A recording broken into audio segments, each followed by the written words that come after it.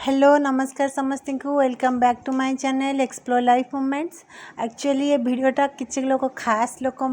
बनई जो मैंने वेट करेंगे मोर ए वीडियोटा को मुझे कहीं वीडियो बनईनी कि आज कौन रेसिपी बनाऊँगी सेटापाई वेट करेंगे मोर फैमिली मेम्बर्स मैंने मोर यूट्यूब फैमिली मेम्बर्स मैंने से खास करके वीडियोटा बनाऊँगी खास करके आपण मानी।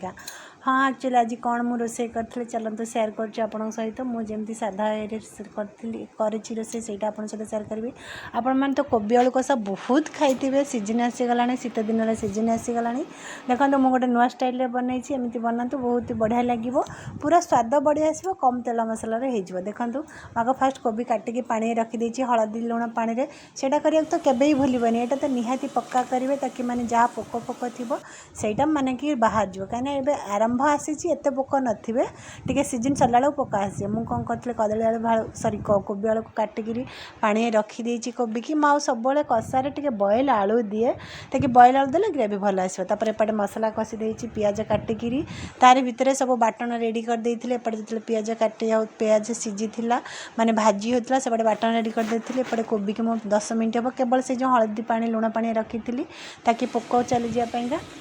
हे देखो मोर पटल सरी मोर कोबीटा कषी होबीटा जो जाए कषी आम तो सब कम कर सारा कोबी आस कषि सारापर मुझे सेपटे कौन कर भेंडी आलू को चुन चुन कर काटिदे भाजपा यहाँ टे कषि छाड़ीदेव आपको 10 to 15 मिनिट जाए स्लो आंच छाड़ी दिंतु आराम से छाड़ी दिंतु एपटे जहाँ बाकी कम थी कर दिंतु मु भेंडी की पूरा छोट छोट कर काटिदे छोट छोट कारिकी आलू को पूरा बारीक बारीक पूरा पतला पतला कर काटिदेवे सरू को आर जो टेस्ट पूरा अलग प्रकार लगे मैंने गरम गरम खाइबे बढ़िया लगे यहाँ खाइले जिते पतला पतला कर छोट छोट कर काटिके भाजबे बस एटा मु कर देइची। तापरे एटा देखो तो मुझे आराम से करुँगी सेपटे कोबी आलूटा मान कोबीटा बसी सीझी हम ये बॉयल आलू देवी कहीं बॉयल आलू ये देवी कहीं आलूटा अलरेडी सीझी ना तो मुझे आलू आग देवी आलू आग देले पूरा गोबर हो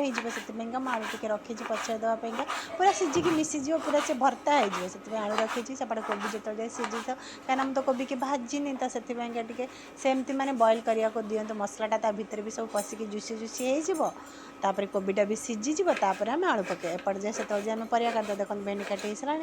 आउे आलू भी पूरा बारीक बारीक जिते पतला काटी पारे काट सारापर सेपटे तड़का एपटे तो गैस एपटे बसता सेपटे आम पैन गरम करके चलते आम आलू आ भेंडी की भाजीदेवा तापर मत सेपटे इंडक्शन मोर भात बसे आज बस एतिक रांधि सकाल सकाल एत रांधा पसिबल नुहे गोटे मसला कषा तरकारी कर काफी सका पुणी झील को टिफिन दिए से स्कूल जीव तार सब टिफिन रेडी कर ताको पठाओ सका 7:30 8टा सुधा पठाओ तापर पुणी लंच प्रिपेयर कर घंटे 1.5 घंटा भर प्रिपेयर करके बाहर ऑफिस मोर से भात बसी एपटे मुझे भेंडी आलू भाजी दूसरी तेल गरम करदे जीरा फुटण जहाँ थी पकड़ पकईदेवे तापर भेंडी आलू को पकईकी बास स्लो आंच किसी भी हाई करा दरकार सब स्लो आंच भाजबे सब सीझ भी परिवा स्वाद भी बढ़िया आसो कि भी जलनी पड़ोनी आपड़ जो हाई आंच देवे गला पड़गला देखो एपटे मोर कोबी आसला अलमोस्ट सीझी आसला प्राय देखिए आप जापारे के देखो मतलब स्टार्टिंग में खाली कोबी देती केमी देखा भावुवे कि कोबी भल आसो कि नहीं देखो मुझे आलू सीझे चोपा छड़ा देती सेमती गोटा ये आलू मन अलरेडी फिटिज आप जिते कषि फुटी हाँ ये मेन देती दही आहा कि स्वाद दही दे सारापर तापर बास या कषिदेवा टे दही जो हाई आंचर देदेवे टे गोल सारापर पानी देकर आपको फुटेदेवे माने कि अलरेडी कोबी कषि हो सारा फुटेदेवे मोर सेपटे भात मुझे चेक करी भात हो भात है आ 10-15 मिनट लगे भात भजा भी होगा भजा को बंद करदे टाटा बाय बाय भजा को बंद करदे भजा होगा भात भी चेक करदे भात भी होनी एपटे मोर तरकारी भी हो आसला फुटीगला बंद करदे यहाँ था मोर आज रोसई आशा कर भल लगे देखो केते सुंदर देखा केते ब्यूटीफुल देखा हाँ ब्यूटीफुल खाली देखा स्वाद भी बहुत बढ़िया था विश्वास करन तार स्वाद एत बढ़िया था केते सुंदर भी देखा देखिकी जानीपे